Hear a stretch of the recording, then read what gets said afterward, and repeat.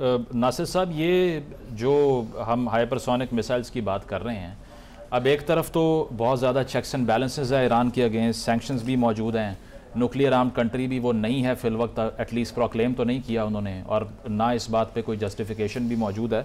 लेकिन ये hypersonic missile programme की जो डेवलपमेंट है इनकी, और जिस तरह से खालिद साहब कह रहे हैं कि 3-4 सिक्योरिटी लेयर्स को उसने तमाम ममालिक की एयर स्पेस से गुजरने के बावजूद प्रेसिजन से स्ट्राइक कर दिया, तो ये आपको क्या लगता है कि जो इजरायली टारगेट्स की प्रेसिजन थी, वो कह रहे थे कि हम मिलिट्री कैपेबिलिटीज़ को न्यूट्रलाइज कर देंगे, फिर हम उसको मिनिमल डैमेज कहें जो इजराइल ने हमले किए ईरानियन सॉइल पे, अगर वो मिनिमल ना होता फिर ऐसा रिस्पॉन्स आता किस तरह जो आया? देखिए, एक बात तो ये है कि जो हाइपरसोनिक मिसाइल टेक्नोलॉजी है ईरान के पास, वो मोस्टली इंडिजिनसली डेवलप्ड है।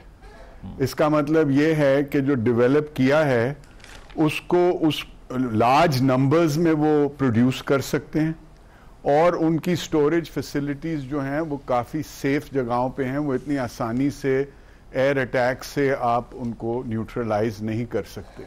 दूसरी बात यह है कि एक जनरल साहब, अमेरिकन जनरल का एक बयान था जिसमें उन्होंने कहा कि इजराइल के पास, ईरान के पास तकरीबन 3000 सीरियस मिसाइल्स हैं।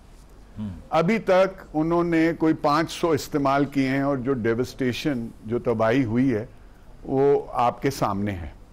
और ये खालिद साहब ने बड़ी सही बात की। जो एक बहुत इंपॉर्टेंट चीज़ है, आपने जो वीडियो क्लिप्स देखे होंगे जिसमें तेल अवीव में और हाइफा में और इधर पब्लिक के अंदर जो खौफ और हिरास फैला है, और उसके बाद आपने देखा होगा कि नेतन्याहू साहब खुद खड़े हुए थे खंडरों के सामने और पब्लिक को हिदायत कर रहे थे और हिम्मत दिलाने की कोशिश कर रहे थे। इससे ये पता चलता है कि वहाँ का पब्लिक ओपिनियन जो है वो इस जंग को ज़्यादा दिन बर्दाश्त नहीं कर सकेगा। अब बात आती है ईरान की। ईरान की जो पब्लिक है, जैसे एम्बेसडर नकवी साहब ने फरमाया, उनमें बहुत रेजिलियंस है। और दूसरी बात यह, अगर थोड़ी बहुत कोई ऑपोजिशन है भी ईरान में, तो जब कोई बाहर की फोर्स उन पे अटैक करती है तो वो यूनाइट हो जाते हैं, और वो वाहिद ऐसी कौम नहीं है। पाकिस्तान में भी आपने ये देखा था। तो इसके जब हम इसको कंपेयर करते हैं, वो रेजिलियंस की बात जाके ईरान इराक जंग से, वो मेरे ख्याल में बहुत डिफरेंट है। वो जो जंग थी, आज जंग का पैराडाइम जो है वो बहुत हद तक बदल चुका है। आज इंटेलिजेंस, जिसमें कि आपने देखा जब उनकी लीडरशिप को, ईरान की लीडरशिप को अटैक किया, वहाँ पे जाहिर है एक इंटेलिजेंस फेलियर था। उसमें कैसे इन्होंने पेनिट्रेट किया और क्लोज रेंज से ड्रोन से अटैक किया गया।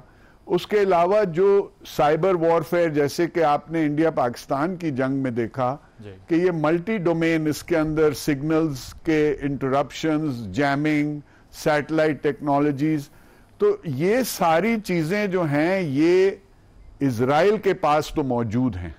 और जहां तक अमेरिका के ताउन की बात है, बज़ाहिर तो अमेरिका ये जरूर दिखा रहा है कि भाई हमारा इससे कोई लेना देना नहीं, हमारी इजाजत के बगैर ये किया गया है।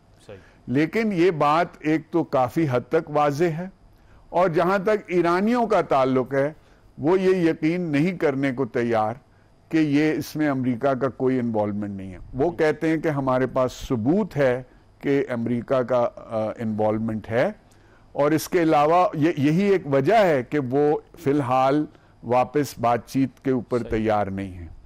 तीसरी बात यह है कि ये जो अटैक्स हुए हैं न्यूक्लियर फैसिलिटी पे, ये इजराइल ने खुद माना है कि सिर्फ इस किस्म के अटैक्स के जरिए हम इनको मुकम्मल तौर पे न्यूट्रलाइज नहीं कर सकते, इस प्रोग्राम को हम खत्म नहीं कर सकते।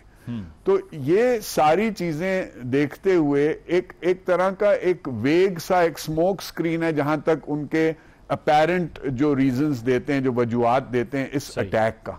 ठीक। ये बात अलग है कि जो इंटरनेशनल रूल्स हैं, जो रूल्स बेस्ड इंटरनेशनल ऑर्डर है, इसको इजराइल ना अमेरिका टोटली इसके बारे में कोई परवाह नहीं करते, चाहे वो इंटरनेशनल कोर्ट ऑफ जस्टिस हो, चाहे वो कोई जिनीवा कन्वेंशन हो, कोई चीज आजकल ये है कि भाई जिसकी लाठी है उसकी भैंस है। बिल्कुल। तो जहां तक इनके अजाइम का ताल्लुक है, ये आप पहले से पीछे चले जाएं, आप देख सकते हैं इनका इरादा ये है कि हमारे आसपास के जितने भी मुल्क हैं जिनके हदफ में हम आ सकते हैं, एक एक करके हमने उनको इस हालत पे पहुंचाना है, इस हद तक पसपा करना है कि वो हमारे लिए किसी किस्म का थ्रेट